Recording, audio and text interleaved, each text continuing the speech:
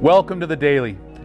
Eric here, halfway through our last week of asking for a friend.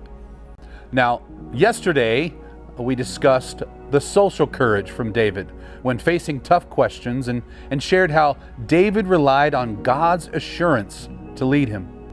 Now let's look at emotional courage within 1 Corinthians 28:10. Then David said to Solomon, his son, "Be strong and courageous, and do it. Do not be afraid, and do not be dismayed. For the Lord God, even my God, is with you. He will not leave you or forsake you, until all the work for the service of the house of the Lord is finished." Wow. Now this one touches my heartstrings, very much so, being a father myself. You know, David, in our reading, is speaking to his son Solomon here, trying to prepare him for the work and what is to come. David has been preparing to build this temple with meticulous detail, and Solomon really is ill-prepared and not experienced for such a task. Now I imagine David knew his son. He may be feeling overwhelmed. I mean, wouldn't you? With such a responsibility.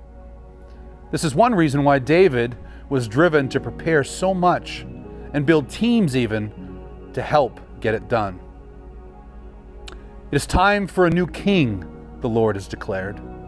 A king of wisdom, not war.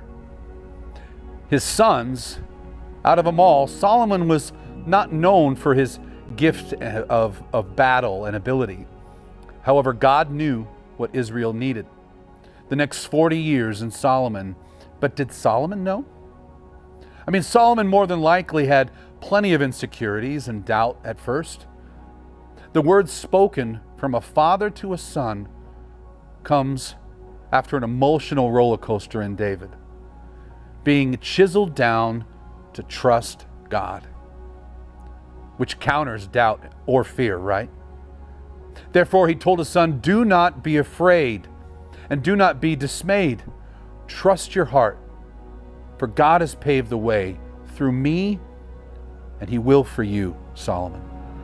Church, do we trust in God and his word enough to allow that space for uncomfortable questions?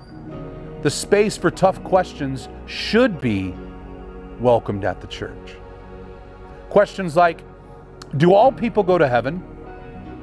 You know, is it abortion? Is it okay with God? You know, these are TNT type questions that the church needs to trust in God's infallible word, centered in love and the pinnacle of his love through Jesus Christ when responding. Trust in God, for he will never forsake you, and Jesus is with you.